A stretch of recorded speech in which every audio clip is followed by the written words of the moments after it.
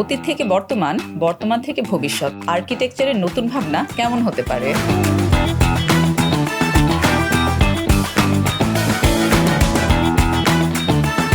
Luxury থেকে liveability, AI এবং ভবিষ্যতের ডিজাইন সবকিছু নিয়ে গল্প হবে RAK ceramic presents the Architalk. Welcome to the Architalk, presented by RAK Ceramics. RAK Ceramics is the world leading ceramics brand across the globe. আজকে আমি স্থপতি জান্নাত জুই আপনাদের সাথে আছি। আমাদের আজকে একজন বিশেষ অতিথি আমাদের সঙ্গে থাকবেন, যাকে বলা হয় গ্রিন বিল্ডিংয়ের পায়োনিয়ার, এবং যিনি একজন মাস্টার ওয়াটার কালারিস্ট এবং একই সঙ্গে শুধুমাত্র বিল স্ট্রাকচার নিয়ে নয়, পানি, আলো এবং নাথিংনেস নিয়ে কাজ করেন। আমাদের আজকের অতিথি প্রফেসর আর্কিটেক্ট রফিক আজম, যিনি অনেকগুলো গুরুত্বপূর্ণ অ্যাওয়ার্ড বাংলাদেশের জন্য বয়ে নিয়েছেন। তার মধ্যে আছে Robert Matthew Commonwealth Association of আর্কিটেক্টসের lifetime achievement award, ARCASIA gold medal, LEAF European award এবং আরও 70টিরও বেশি ইন্টারন্যাশনাল অ্যাওয়ার্ড। আজকে আমরা ওয়েলকাম করছি প্রফেসর আর্কিটেক্ট রফিক আজমকে। Thanks for coming to our show. Thank you. আমাদের আরেকটা পরিচয় হচ্ছে, he is not only internationally renowned architect, also my beloved husband.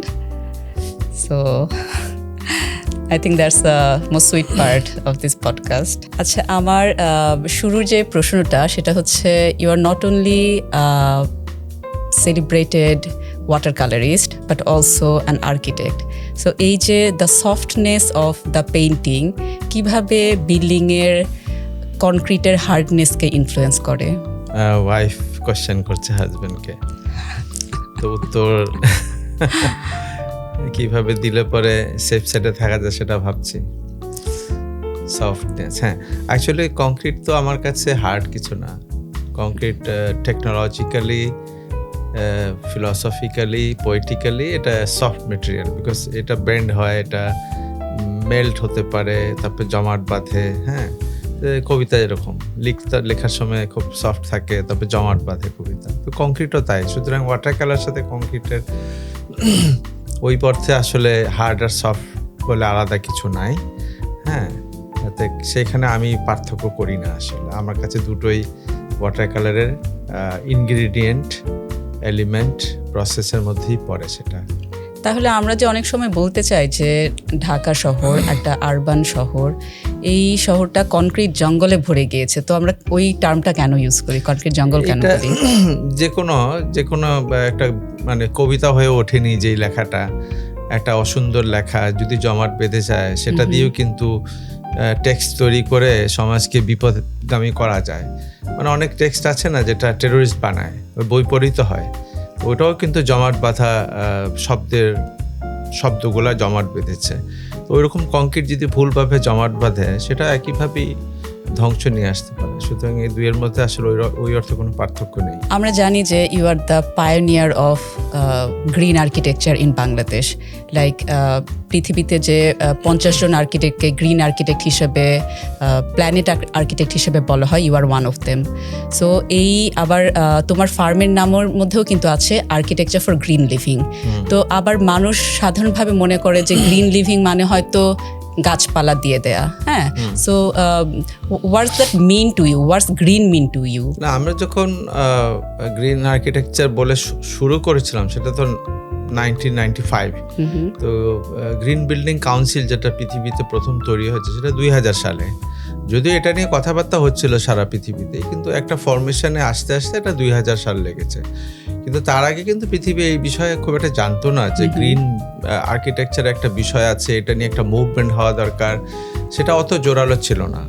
তো আমি যখন করি সেটা অবশ্য গ্রিন বিল্ডিংয়ের যে ক্রাইটেরিয়া, সেটা ফুলফিল করার জন্য আমি করিনি, যদিও এটা কোইনসাইড করে আমাদের চিন্তাভাবনার সাথে। গ্রিন বিল্ডিং কাউন্সিলের যে ক্রাইটেরিয়া কোইনসাইড করে, বাট এটা মোটেও ওখান থেকে শুরু হয়নি। আমার শুরু হওয়াটা ছিল একদমই ভিন্ন প্রেক্ষাপটে। সেটা যেহেতু বরাবরই আমি বলি কথা যে আমি তো আর্কিটেক্ট হতে চাইনি, যেহেতু পেন্টিংয়ে আমার মনোযোগ ছিল অনেক, ফলে আমি সবসময় ঢাকার বাইরে গ্রামে চলে যেতাম। আমি তো পুরন ঢাকার মানুষ, তো আমাকে ওই জল রং আঁকতে গেলে অনেক সময় পুরন ঢাকাতেও আঁকা যায়, আবার বাংলাদেশের যে ল্যান্ডস্কেপ সেটা আঁকতে গেলে আমাকে বাইরে যেতে হয়। তো আমি নদীর ওই পারে চলে যেতাম, বুড়িগঙ্গার ওই পারে, গ্রামে যেতাম বিভিন্ন জায়গায়।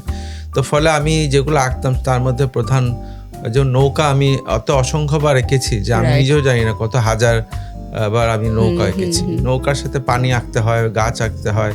তো ফলে আমি যখন আর্কিটেকচারে ভর্তি হই ঘটনাচক্রে, তখন আমি টের পাই যে এইটার সাথে প্রকৃতির যে একটা গভীর সম্পর্ক এটা খুব একটা ছিল না। আমরা যে পড়াশোনা করছি প্রায় 40 বছর আগে, তখন কিন্তু মডার্ন মুভমেন্ট চলছে পৃথিবীতে, মানে তখনও প্রবাহ চলছে। মডার্ন মুভমেন্ট শেষ হয়েছে, বাট হয় না ধীরে ধীরে বাংলাদেশে এসছে একটা প্রবাহ। সেই প্রবাহের মধ্যে কিন্তু মডার্ন মুভমেন্টে কিন্তু প্রকৃতির সাথে যে মেলবন্ধন, এটা তাদের প্রধান উপজীব্য ছিল না কাজের মধ্যে। ওদের অন্য কিছু ছিল, নোশন, ওটা লজিক্যালি ছিল, বাট সামহাও এটার সাথে আর প্রকৃতির সাথে সম্পর্ক কম ছিল। ফলে আমাদের পড়াশোনাতে কিন্তু প্রকৃতির সাথে যে গভীর সম্পর্ক ওভাবে হয়ে ওঠেনি। কিন্তু আমি যেহেতু ছবি আঁকতাম, আমি খালি ভাবতাম যে এটা তো পুরোটাই বাদ পড়লো, মানে আমার যে প্রকৃতির যে সম্পর্ক ছবি আঁকার সাথে জল রঙের মতো যে একটা সম্পর্ক, এটা পুরোটাই বাদ পড়লো ওখানে। তো ফলে আমার জন্য এটা খুবই কষ্টের ছিল। তা আমি খুব চেষ্টা করতাম যে আমার যে আসল কাজটা ছবি আঁকা, মানে শৈল্পিক যে চেতনা, ওইটাকে কীভাবে আর্কিটেকচারে ইনক্লুড করা যায়। তো ফলে 95 যখন আমি শুরু করি, যখন 77 নামটা, ওইটাও কিন্তু আর্কিটেকচার কিছু না, এটা মাইকেল মধুসূদনের কবিতা থেকে নেওয়া, শততে হেনত তুমি পরমর্মনে। তার মানে আমি পুরোটাই আর্কিটেকচারের বাইরে যেতে চেয়েছি, আমি প্রকৃতির সাথে সম্পর্ক করতে চেয়েছি। এবং মধুসূদনের কবিতা একটা প্রাকৃতিক বিষয় ছিল, সেই নদীকে মনে করছেন উনি ফ্রান্সে বসে। তো ওই জায়গা থেকে আমি আর্কিটেকচারকে গ্রিন করতে চেয়েছি। তো অবশ্যই সেখানে কিন্তু ওই এলিমেন্টগুলো রয়েছে, যেমন বাতাস থাকতে হয় ওখানে, আলো এসে পড়তে হয় ওখানে, মাটির সোদা গন্ধ থাকতে হয় ওখানে, পানি কলকল করে যে ক্রিপলিং বা মুভমেন্ট অফ ওয়াটার থাকে ওখানে, রিফ্লেকশন থাকে ওখানে, আপনার গাছের ছায়া থাকে, ছায়ার মধ্যে আবার গাছের পাতার ভিতর দিয়ে সূর্য আলো এসে পড়ে, সেটা আবার ট্রান্সলুসেন্ট পাতা থাকে না, ওটার ভিতর দিয়ে বের হয়ে পাতাটা মাটিতে একটা রোদ পড়ে, এক ধরনের হালকা রোদ, তারপরে ছায়া, উপছায়া, আমরা বলি না আপনার এই ধরনের উপছায়াও থাকে। তো পেনাম্ব্রা, যেটাকে ইংরেজিতে একটা শব্দ আছে। তো এই যে তাবৎ কাব্যিক যে জগৎটা আপনার, হ্যাঁ, সেটা তোমার কিন্তু আর্কিটেকচার আমি খুঁজে পেতাম না বলেই আমি ওই নামটা দিয়েছি, সবুজ স্থাপত্য। মানে ওটা মোর ইনটিউটিভ ছিল, বাট ইনটিউশন কখনো সায়েন্টিফিক বেসিস ছাড়া তৈরি হয় না। যে ইনটিউশনের সায়েন্টিফিক বেসিস নাই, এই ইনটিউশনটা তো অর্থহীন, কোনো কাজে আসে না। তা আমাদের টিচাররা তো শিখিয়েছেন যে কিভাবে একদিকে রোদ এসে পড়লে একদিকে ছায়া পড়ে, একদিকে শ্যাডো তৈরি করে, শেড তৈরি করে, পিনাম্বরা তৈরি করে। তো এটা তো সায়েন্স, কখন রোদ কোথায় যায়, সূর্য কোথায় হেলে যায় শীতকালে, সেগুলো সায়েন্স। তো এগুলো এসছে, বাট এখন যেটা হচ্ছে কি আরও মানে ডাইরেক্ট সায়েন্টিফিক অ্যানালাইসিসগুলো হয় আপনার, হ্যাঁ, তোমার সেটা গ্রিন বিল্ডিংয়ে যেমন এনার্জি কনজামশন, তো এনার্জি কনজামশন তো সূর্যের তো ব্যবহার করলে এনার্জিটাকে রেস্টোর করা যায় না। তো এরকমভাবে কিন্তু আমরা দিনের আলো ব্যবহার করলে আমাদের আলো জ্বালাতে হয় না। আমরা যদি বাতাসটাকে ব্যবহার করি প্রপারলি, ক্রস ভেন্টিলেশন করি, তাহলে এয়ার কন্ডিশনিংয়ের উপর প্রেশারটা কমে যায়। এটাই তো মূল কথা, হ্যাঁ। এবং মানবিক হয়ে ওঠা, যে স্থাপত্য মানবিক হয়ে ওঠে, সেটা গ্রিন বিল্ডিংয়ের পার্ট হয়। তো কাজেই এই তাবৎ জিনিস কিন্তু আমাদের কাজের মধ্যেই ঘুরে ফিরে এমনিতেই থাকে, ফলে এটা কনসাইড করে, এটা সংঘাত করে না তাদের সাথে, বাট সেখান থেকে শুরু হয়নি। ওকে, তাহলে ওই যে পুরনো ঢাকার কথা বলছিলে, তোমার তো বেড়ে ওঠা সেই পুরনো ঢাকাতে, এবং ওইখানের যে আমাদের দেশীয় কনসেপ্ট যেটা কোর্টইয়ার্ড কনসেপ্ট, হ্যাঁ, কোর্টইয়ার্ড বিল্ডিং, আবার সেখান থেকে তুমি যখন হাই রাইজ বিল্ডিং করলে, হাই রাইজ অ্যাপার্টমেন্ট বিল্ডিং, সেই কোর্টইয়ার্ড পরে কি ওই কোর্টইয়ার্ড থিমটা কি হাই রাইজ অ্যাপার্টমেন্টে ইনফ্লুয়েন্স হয়েছিল? সব কিছুই আসলে ইনফ্লুয়েন্স হয়, কারণ একজন কবি, একজন লেখক, একজন ফিল্ম মেকার, ওরা কিন্তু তারা কাজই করে, তাদের পাওয়ার হচ্ছে মেমোরি, রাইট। যাদের মেমোরি তৈরি হয়নি তারা তো কিছু প্রডিউস করতে পারবে না, কানেক্ট করতে পারবে না। তা আমরা তো ওই শৈল্পিক জগতেই থাকি, ফলে ওল্ড টাউনে বড় হওয়ার পিছনে যেটা মেমোরিজগুলো আমার তৈরি হয়েছে, সেটা একটা তো হচ্ছে কোর্টইয়ার্ড, মানে হচ্ছে আমাদের বাসায় কোর্টইয়ার্ড ছিল, বিকজ ওখানে সব বাসাই একতলা, মূলত দোতলা বাসা ছিল না ওল্ড টাউনে। তো ওই একতলা বাসা মানে হচ্ছে একটা কোর্টইয়ার্ড থাকবেই, কারণ ওইটাই হচ্ছে খোলা জায়গা যেটাতে চারিদিকে বাসাগুলোকে কানেক্ট করে। মাঝখানে কোর্টইয়ার্ডে সবসময় দেখা যেত হয়তো একটা গাছ আছে কারো বাসায়, মাঝখানে একটা ফলের গাছ থাকতো, পেয়ারা গাছ থাকতো, অনেক সময় কামরাঙ্গা থাকতো, ছোটোখাটো বাগান থাকতো, উঠানে আবার বসার জায়গা থাকতো, বৃষ্টি পড়তো ওখানে। ফলে আমরা না এটা শিখেছি যে উঠান এমন একটা ঘর, যেই ঘরের ছাদ হচ্ছে আকাশ, যেই ঘরের একটা বাগান থাকে, একটা গাছ থাকে, সে গাছে ওঠা যায়, গাছের নিচে বসা যায়, আর চারপাশে বসে ভাই বোন থাকলে, আমরা 9 ভাই বোন, আমরা বই পড়তাম, 200 বনহুর পড়তাম। তো ফলে ওই মেমোরিটা যখন আমি আর্কিটেকচারে প্র্যাকটিস করা শুরু করি, আমার মনে হয়েছে অ্যাপার্টমেন্ট লিঙ্ক যখন 5 তলা 10 তলা 12 তলা হচ্ছে, তখন আমি মনে হচ্ছে যে আমাকে বোধহয় ফ্যামিলিকে আমরা 10 তলায় পাঠিয়ে দিচ্ছি, কিন্তু ওর যে সবচেয়ে সুন্দর যে পাওনাগুলা, জমিতে থাকা, জমির সাথে প্রজাপতি পিছু ছোটা, বাচ্চার একটা গাছের সঙ্গে তার বেড়ে ওঠা, গাছও বড় হচ্ছে, সেও বড় হচ্ছে, এগুলা সব ফেলে দিয়ে যেতে হয় তাকে উপরে। তা আমি তখন বলতে চেয়েছি যে আমার জিনিসপত্র দাও না কেন, আমি উপরে যাই, থাকি, অসুবিধা নেই, যেহেতু জমি কম আমাদের। তা আমাকে জিনিসপত্র দাও, আমাকে গাছ দাও, পাখি দাও, পানি দাও, মাটি দাও, সোদা গন্ধ দাও, ফুলের গন্ধ দাও, ফল দাও, আমাকে 10 তলায় পাঠিয়ে দাও, ওখানে ওটা পাঠিয়ে দাও, আমি একা যাব না। তো ওই পুরো মেমোরিটাকে আমি নিয়ে মুভ করা শুরু করেছি উপরে। তাতে উপরে তো ওইটা তো আবার ঘরের মধ্যে হয় না, তাই না? ওটা আকাশ খোলা হতে হয়, বৃষ্টি পড়তে হয়, ওখানে রোদ আসতে হয়, ওখানে গাছে বাতাসটা প্রবাহিত হয়। কাজে ওই রুমটা যেটা আকাশ খোলা উপরে চলে গেল, ওটা উঠানের মতো হয়ে গেল। তো এইভাবে করে কিন্তু এই যোগাযোগগুলা আমি চেষ্টা করেছি করতে।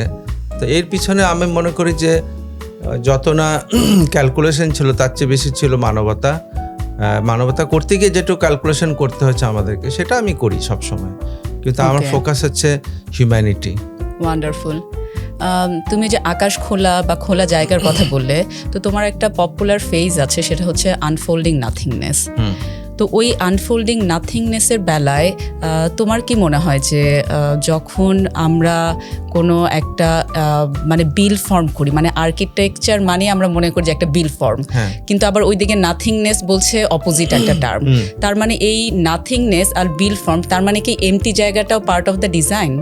হ্যাঁ, এটা একসময় যখন মডার্ন মুভমেন্ট হয়েছে, তারপরে পোস্ট মডার্ন মুভমেন্টে হিসেবে সেই কথাগুলো উঠে এসছে কিছুটা, অতটা না, যে নির্মাণটাই মূলত ছিল, কারণ পৃথিবীতে তখন কিছুই নাই।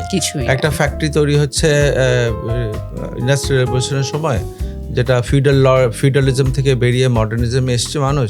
ফ্যাক্টরিতে লোক আসছে, কিন্তু ওর টয়লেট নাই, ওর স্কুল নাই, বাচ্চাদের ও মারা যাচ্ছে, বাচ্চার স্কুলে পেটের প্রবলেমে মারা যাচ্ছে, হসপিটাল নাই। তখন নির্মাণ করতে হবে, হসপিটাল বানাতে হবে, পাবলিক টয়লেট বানাতে হবে, হ্যাঁ, হাউজিং বানাতে হবে, সবাইকে রাখতে হবে। তো নির্মাণের গণনির্মাণের যে একটা ব্যাপার ছিল তখন, তখন এটাই হয়ে উঠেছে আর্কিটেকচারের সিম্বল, যেটা এখন আমরা ক্যারি করি। কিন্তু আসলে তো যখন আমি ওল্ড টাউনের কথা বললাম, সেখানে আমাদের যে রুমটা, মানে যে উঠানটা খোলা ছিল, যার মধ্যে কিছুই ছিল না, একটু গাছ ছিল, একটু বৃষ্টি পড়তো, ওই ঘরটা ছিল সব থেকে সুন্দর ঘর আমাদের, যার কোনো ছাদ নেই। হ্যাঁ, তো সেটা তো না নির্মাণ, কনস্ট্রাকশনই না, এটা না নির্মাণ বলছি আমরা। তো এখন আমরা আস্তে আস্তে আবার বলা শুরু করেছি যে না নির্মাণটা একটা বড় উপাদান আর্কিটেকচারের, বরঞ্চ এত বড় উপাদান যে নির্মাণ থেকে বড় উপাদান হচ্ছে না নির্মাণ। এখানে আরেকটা বিষয় হচ্ছে জরুরি, ফর এক্সাম্পল হপারের painting, American 20th century painter, early 20th century, ওর অনেক পেইন্টিং আছে আমেরিকান সাবার্বে, যখন মানুষ নাই ওখানে, হ্যাঁ, এবং একা একটা লোক বসে আছে, রাত্রেবেলা হয়তো মদ খাচ্ছে বসে, অ্যালকোহল বা কফি খাচ্ছে, ওর কিন্তু কেউ নাই সঙ্গী, যে ট্রাঙ্কুয়ালিটি, লোনলিনেসটা, হ্যাঁ, ওকে কুড়ে কুড়ে খাচ্ছে। তো ওই পেইন্টিংয়ে সে ফুটে উঠছে, এটা খুবই ইনফ্লুয়েন্সিয়াল পেইন্টার সে ছিল। তো আমার কাছে মনে হচ্ছে যে ওই যে লোনলিনেসটাকে যদি আমরা হায়ার করতে পারি, ধার করতে পারি ওখান থেকে, হ্যাঁ, নিয়ে এসে আমাদের এখানে ইমপ্লান্ট করতে পারি, যে আমাদের এত লোক, এত ব্যস্ততা, এত শব্দ, এত ক্যাওয়াস, এর মধ্যে হঠাৎ করে একটা ট্র্যাঙ্কুইলিটি যদি ডেভেলপ করতে পারি ওর টেকনিকটা ব্যবহার করে, তাহলে কিন্তু এদেশে মানুষ দেখা গেল হঠাৎ করে একটা শান্তি জায়গা খুঁজে পেল আর্কিটেকচারে। ওইটা একটা জিনিস ছিল। এবং ওটা করতে গিয়ে দেখলাম যে গৌতম বুদ্ধ যেভাবে কথা বলে যে শূন্যতাই এক ধরনের তার ইকো যদি করি, শূন্যতাই পূর্ণতা। অর্থাৎ আমরা যখন লোভে ভারাক্রান্ত হই, আমরা শুধু চাই চাই চাই, তখন দেখা যায় যে আমরা খুব অসুখী হয়ে উঠি চাইতে চাইতে।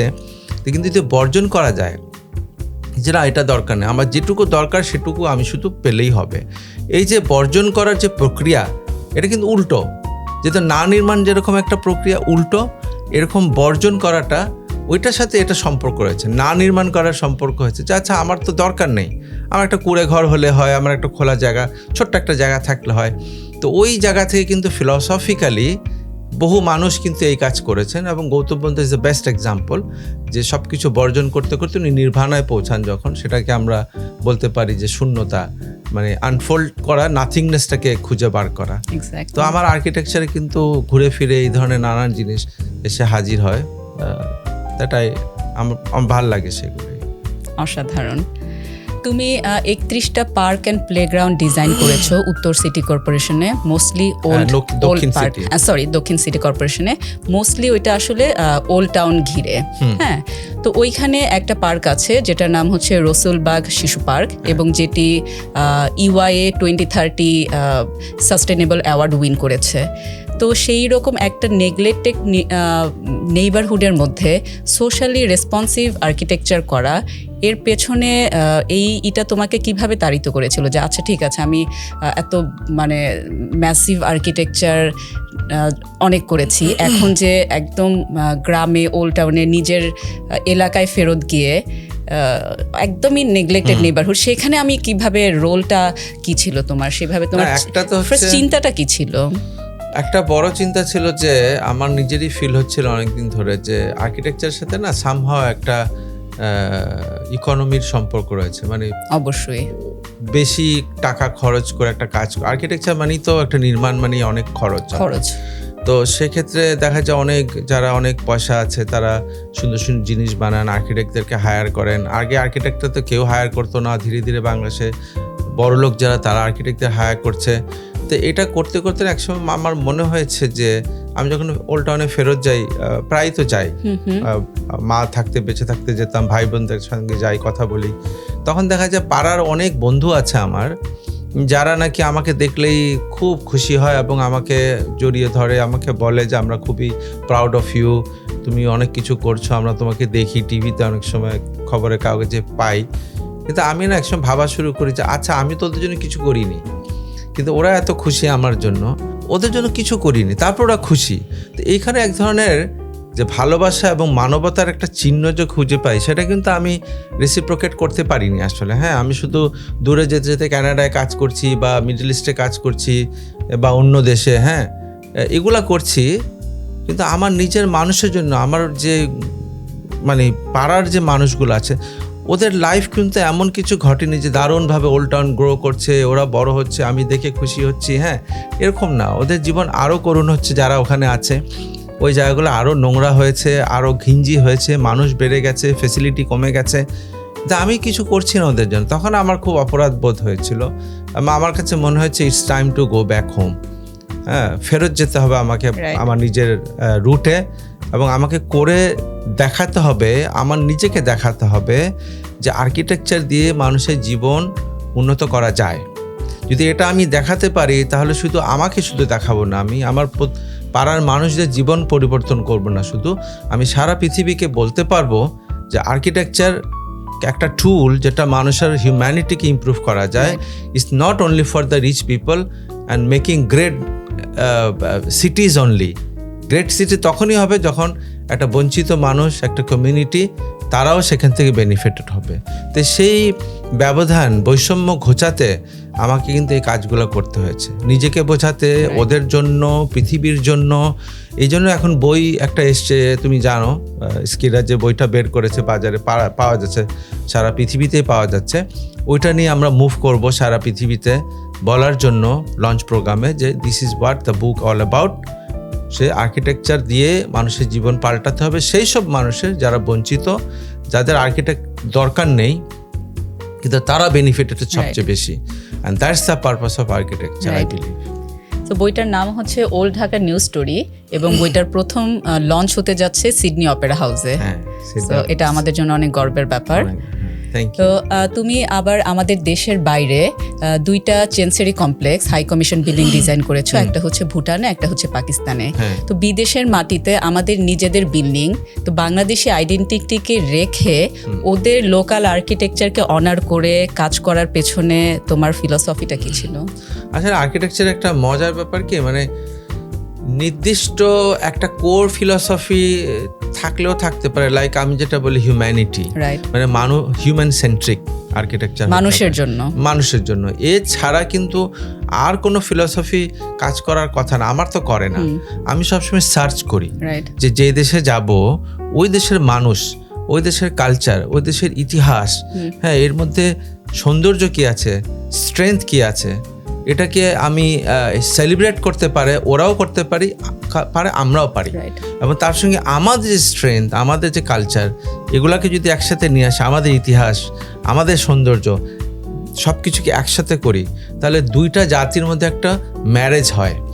সেই ম্যারেজের মধ্যে দিয়ে কী হয়, একটা সুখী পৃথিবী তৈরি করার একটা চেষ্টা থাকে। সেই সব কারণে ধর পাকিস্তানে গিয়ে আমি ওদেরকে ঘৃণা করলাম শুরুতেই, এই কাজটা আমি করিনি। বরঞ্চ আমি দেখেছি পাকিস্তানের মানুষ তো আসলে ঘৃণিত না।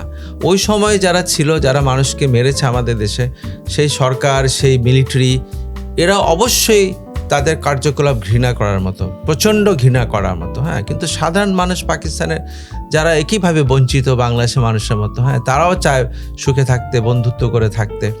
তো ওই জায়গা থেকে ইন্ডিয়ার মানুষও একই, ভুটানের মানুষও একই, পৃথিবীর সব সাধারণ মানুষ কিন্তু একই ক্যারেক্টারে। হ্যাঁ, তারা কিন্তু যুদ্ধ চায়, তারা যুদ্ধের জন্য নেমে গেছে তা না, বাধ্য করা হয় তাদেরকে অনেক সময়। তো সেই অর্থে কিন্তু আমরা যেখানে ভুটানে গিয়েছি, মালয়েশিয়ায় গিয়েছি, আমরা কিন্তু মানুষের সৌন্দর্যকে টেনে এনেছি, সেই দেশের বৃষ্টিকে টেনে এনেছি, বা সেই দেশের খরাকে আমরা কাজে লাগিয়েছি, সেই দেশের ইতিহাসকে কাজে লাগিয়েছি। এইভাবে নানান জায়গায় গিয়ে এক্সপ্লোর করেছি এবং সেই জিনিসগুলোকে সম্মিলিত করে, একত্রিত করে স্থাপত্য তৈরি করেছি। সেটা আমার জন্য একটা আনন্দের বিষয়, কারণ এটা তো এক্সপ্লোরেশন। তা লাইফের মানেটা কি? আমার জীবনের সৌন্দর্য হচ্ছে আমি বিভিন্ন জায়গায় বিভিন্নভাবে এক্সপ্লোর করি, আর আমি সেলিব্রেট করি লাইফকে, এবং এই সেলিব্রেশনের পার্ট অন্যদেরকে করতে চাই। সেই জন্য আমার কাছে মনে হয় যে ফিলসফিক্যালি আসলে নির্দিষ্ট কিছু চিন্তা নিয়ে আমি ব্যাগেজ ক্যারি করি না আসলে। এই দুইটাই আমাদের বাংলাদেশের জন্য দুইটা মাইলস্টোন প্রজেক্ট। কিন্তু আমি আরেকটা যেটা জানি সেটা হচ্ছে তুমি রফিক আজম ট্রাভেল বার্সারি নামে একটা স্কলারশিপ রান করো, যেটা হচ্ছে 2010 থেকে চালু আছে। বিদেশিরা বাংলাদেশে আসে, বাংলাদেশি স্টুডেন্টরা বিদেশে যায়। তো এই যে ট্রাভেলের মাধ্যমে একটা ট্রাভেল স্কলারশিপ শুরু করা আর্কিটেকচার স্টুডেন্টদের জন্য, তো ওদেরকে যদি তুমি বলো যে আচ্ছা ঠিক আছে, কম্পিউটারের সামনে না বসে ট্রাভেলিংয়ের মাধ্যমে শেখা কি একটা জিনিস যেটা স্টুডেন্টরা শিখতে পারে? আচ্ছা, আমি বলি ট্রাভেল বার্সারিটা খুব ইম্পর্টেন্ট কেন। যখন আমি 2004 অস্ট্রেলিয়াতে যাই, তখন আমি দেখেছি আমার এক বন্ধুর বিরুদ্ধে institute of Australian architects almost তারা চিঠি দিয়েছে তার নামে কেস করবে, কারণ সে নিজেকে আর্কিটেক্ট বলেছিল। কোনো এক পত্রিকায় কোনো একটা আলোচনা সে বলেছিল আমি আর্কিটেক্ট। সেটা কেন বলেছে সে? কারণ ওদের রেজিস্ট্রেশন লাগে, ওদের নিয়ম কানুন অনেক, এবং যে কেউ আর্কিটেক্ট বললে তারা তার উপর চড়াও হয় এবং তার বিরুদ্ধে কেস করার জন্য তারা প্রস্তুতি নেয়।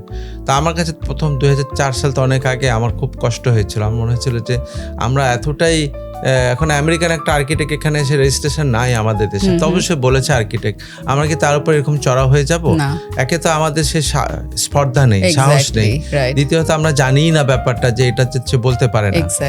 তার মানে সবকিছু মিলে আমাদের যে অবস্থান পৃথিবীতে খুবই নিম্ন পর্যায়ে চলে গেছে আস্তে আস্তে, সেটা আমি টের পাই। তখনই আমার মনে হয়েছে যে আমি এমন কিছু কাণ্ড করব, এমন ঘটনা ঘটাবো, এমন নিজেকে প্রমাণ করব যে অস্ট্রেলিয়ার মতো জায়গায় আমার নামে স্কলারশিপ দিতে খুশি হবে তারা। এবং আসলেই তারা কিন্তু আমার নামে এখন 2টো স্কলারশিপ দেয়। তুমি তো কোঅর্ডিনেটর, এটা তুমি তো গিয়েছো, আমি তো যাই না, যে দেখেছো কি পরিমাণ অনুষ্ঠান হয়, কি বড় ধরনের অনুষ্ঠান হয়। তো ওইখানে একটা জিনিস হয় কি, আমরা সবসময় স্কলারশিপ যে পাই, হ্যাঁ, এবং অনেক বড় দেশ আমাদেরকে দেয়, আমরা খুব গর্ব করে নিই যে হার্ভার্ড স্কলারশিপ পেয়েছি, এটা অত্যন্ত গর্বের বিষয়। তো এখানে একটা বিষয় আছে, এটাকে আমি একদমই ছোট করছি না, এটা অনেক বড় একটা পাওয়া মানুষের জীবনে। কিন্তু আমরা কিন্তু হাত পেতেই নেই স্কলারশিপটা, না?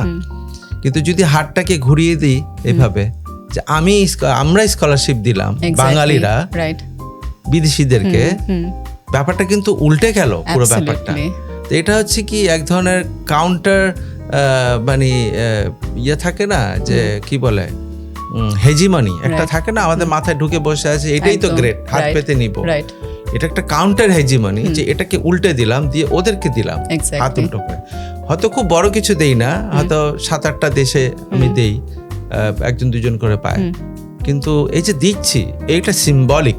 এবং বাঙালি যে দিতে পারে স্কলারশিপ, শুধু নিতে পারে না দিতেও পারে, এটা একটা বড় ব্যাপার।